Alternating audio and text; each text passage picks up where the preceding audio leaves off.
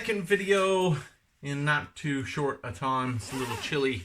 It's November the 3rd, according to my new watch. Very excited over this one. I've been wanting this watch for a while.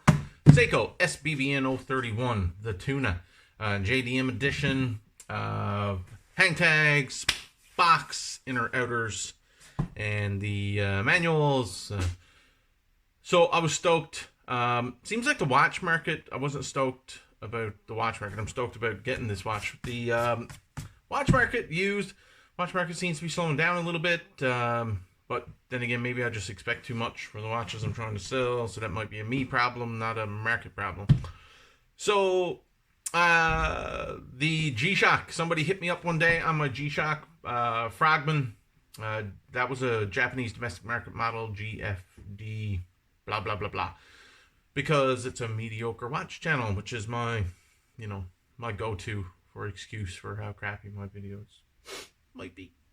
The Seiko, the G-Shock, somebody wanted to trade a G-Shock for this Seiko SBBN031 on Kijiji. Thank you to Robert Allaby, also known as Bob, from at Time to Go Travel and Timepieces. Instagram at Time to Go 1978. Bob was integral in making this trade happen. So if you need anyone in the Ontario area to facilitate a trade where you can be, confident and have trust, Bob's your man. Go to Bob. Just reach out to him. I'm sure he'll facilitate any trade. See what I've done to you now, Bob? You're going to get a bunch of people looking for you to facilitate business dealings with watches. Will you be upset about this? I bet you won't. So, I've been wanting an SBBN for I don't know how long. See, what is it about? It's because I do it on the phone. It's crap. What is happening? It's just focusing on the background. It's not doing it justice is the thing. See, it focuses here now on me like this. This is pretty decent. So as you saw in my canister Field Master video a week ago, the last few months have been challenging. Is probably the politest way I can put it. We sold our house in Bay Roberts and moved to Paradise. Paradise, and it's not a play on words, it's not a pun. That is literally the name of the community here in Newfoundland. It's called Paradise. It's a community that skirts sort of the edge of St. John's and Mount Pearl. Very busy little town. So we moved. It's closer to my work by about 65, 70 kilometers closer to work than I was previously. So Monday to Friday, if you don't know, I don't know why I would share this, but anyways, Monday to Friday, I do a commute, about 200 kilometers round trip, and that has been cut down to about 20 kilometers round trip. I'm 10 kilometers roughly from the nearest work site that I visit weekly. So it's been great for my family. And that is the main reason we did the move. Was for my family, which is maybe something I'll get into in the future. It's much more somber sort of tone, I guess. But Seiko SBBN031 and a new shed, as I did show in the last video a week ago, and not much has changed due to the magic of the internet and videos. This is really actually only like 10 minutes from the last video. Stupid. So here I am doing a second video, posting it. It will be posted a week later than the canister video, but really it's only been 10 minutes for me. So nothing has changed in the background. I'm not lazy. Well, maybe I am. But, yeah, just I've got a much larger, with power, heat, and lighting. I've got a garage now. A garage to do the videos. So videos in the shed are still happening. They're still a thing. and they're still just as crappy as mediocre quality reviews go. So this is 5 minutes of me rambling. You all know what an SBBN031. I suspect you all know it's not a new to the industry. Let's just do some close-up shots of it here now. Gratuitous close-up shots. Yeah, there you go. That's my window providing light, phenomenal light with the workbench. And then there's an LED light bar above giving me wonderful, wonderful light. I will have better lighting than I've ever had. There's my batteries on a charger. Yeah, see, this is the workbench. This is the area that, you know, we'll start doing the watch reviews videos right here. So, SBBN031 used, and not gently used. There was some scuffs on it. I knew all these things going into it, so I'm not worried about it. The crystal has a beautiful dome to it, and because of the dome, it gets some scuffs.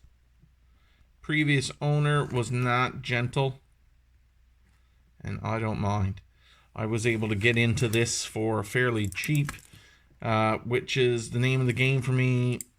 Really, ultimately, good watches at a budget price. You can see quite the ding there on the shroud. The clasp, you know, fairly scuffed up, desk diving and so on. But if you don't know what an SBBN031 is, this is it right here. The tuna. You know, every Seiko dive watch has a funny name. Monster tuna, turtle, sumo. You know, it goes on and on and on. So this is the tuna, apparently named, aptly named because of the tuna can sort of roundness of it. So this is a quartz in the SBBN031. This is a quartz piece. There's the tick, tick, tick going on. Day and date wheel. Let's see. Hacks, of course, because it's quartz. But there you go. You've got the day and date, which I absolutely love. I love that it's black background with white lettering. You almost don't notice that there's a cutaway in the dial because of it, so I appreciate that design element to it. The Seiko, this is one of the last year's... no, it's not. That's a lie. But I think in the last year or so, Seiko gave up putting Marine Master. So let's just get the seconds out of the way there. Breakfast tends to repeat itself here now. I apologize. Not really. So, Marine Master Professional 300 meter. I don't think they're putting the Marine Master anymore, printing it on the dials. And this might have been one of the last years they did it. So I'm pretty stoked. Overall, why do I like this watch? Well, Seiko Tunas, big fan. The black dial face, black bezel insert. It's just a chunky watch. It's always been I don't know, just something I've always liked. I love, in my collection, pretty much, I'm pretty straight on how I like it. It's typically stainless steel watch with the bracelet, black dial face, black bezel insert. I really don't go very far away from that. Just typically it's slight differences in font or indices, hands, case style. Really, my almost entire collection just runs around that sort of design element, basic structures. I want all my watches to be sort of tooly. I want them to have a certain amount of water resistance, more than a push-pull crown typically will provide. So overall, if you're watching this video because you're in the market for a tuna, then this is pretty much for me the ultimate. I've also been talking for quite some time around quartz.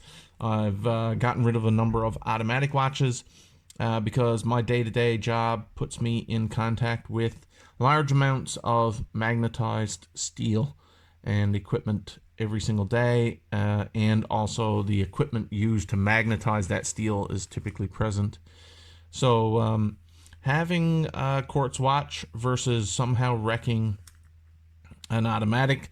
And now that is, that statement comes with some caveats, which are that you can truly buy an automatic watch that is anti-magnetic. The prices are typically higher than I'm willing to spend. And so for that reason, I've turned to more budget friendly, and by budget friendly, I mean $1,000 and lower quartz watches again. But, this is you won't get this one new for less than $1,000, but you can definitely find it used for less than $1,000. But if you're into a tuna, you're looking for a tuna and you're looking for feedback. So for me, the thickness of this one is a little chunkier than some. Let's go, because of the dome probably. It's around 15 mils thick, might be slightly more. I find it fine for wearability on wrist. Don't let the chunky 47 millimeter case diameter fool you. It wears much smaller because of its lug to lug. So now I've got to go and get the vernier calipers, those high quality vernier calipers I just dropped on the floor. Oh my gosh, they're knocked out of calibration. I must zero them out, clean up. Oh, look at that. They still read 0. Perfect. So, uncalibrated vernier calipers give me a measurement on a lug to lug of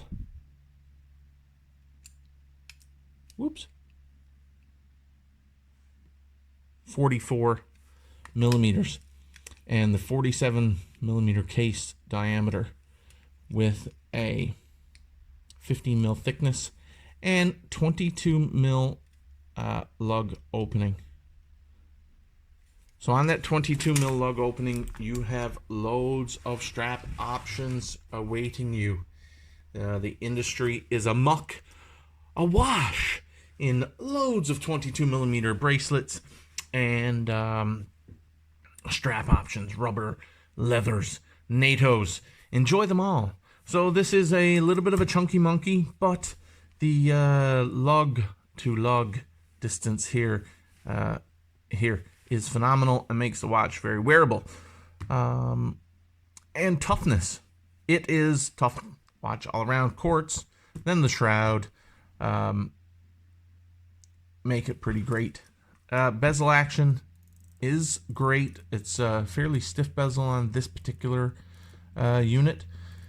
Bezel action is fine. You won't be bumping it and knocking it. If you want to use it for actual diving, I suspect it's secondary to your dive computer that you'll already be wearing on wrist, but I believe this is a great option also for recreational divers. It says professional, so hey, if you're a professional diver, who am I to say you can't wear it? Because I don't dive at all. So the shroud around it ultimately was designed to protect movement of the bezel, accidental movement of the bezel while you were diving, and I think it'll do that. What else is a big deal for while you're diving? Lume. Let's see what we have for lume. I can't see my camera screen. There it is. So you were able to see it. I wasn't until I moved my camera just slightly. This watch is very well known for its lume. Now it's focusing on my hand. There we go. The lume is phenomenal. Very bright in the daytime after being charged up by the sun. And fairly long lasting lume, which is always nice. Who doesn't like the longer lasting lume, sorry. So here's the box that you would get with it if you're interested in knowing more about it. Inner box, let's see. Whoa. Come on. Inner box. This is what it would look like. Little pillow. You should expect to see a minimum of this. At least these items. And so here's the Japanese domestic market tags. Diashield. Yes. Again, a fault of mine because I am a mediocre watch reviewer. It has Diashield coating, which was supposed to help it to not get as scratched up, but hey, it's scratched up. There's the lovely, oh my precious, the Prospects hang tag with SBBN031 JDM markings, 140,000 yen. I don't even know the movement inside. There we go. See, again, another indicator that you should be watching another channel, because mine is mediocre at best. Caliber 7C46, sorry, made in Japan. Anti-magnetic symbol there for you. So, die shield hang tag, Prospects hang tag, professional specifications. So that's what you should expect if you're looking for one in the market. Prices in Canadian dollars this past couple of weeks. This watch was going anywhere from $675 to $800 Canadian dollars on Kijiji. You may find it to be more, you may find it to be less.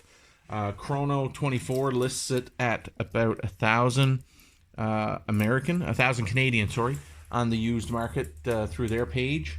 Oh my God, how did I miss?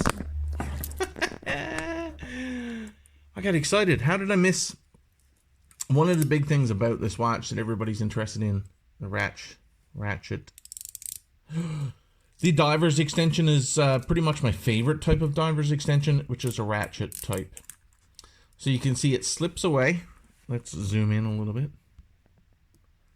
It slips away into the clasp. It is locked. Right now I'm pulling left to right, east to west, you'll say. And you can see the extension right here within the structure of the lower portion of the clasp.